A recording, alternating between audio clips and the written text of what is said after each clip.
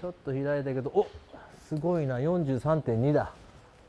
あ、でもそんなにボールスピードが落ちない。63.2。まあスピン量はまあちょっとレンジボールなんで3300って増えてはいるんだけど、でもまあこの QI4D 個人的には構えやすくて、まあテーラーメイドの特徴でここが長く上に上がってるけど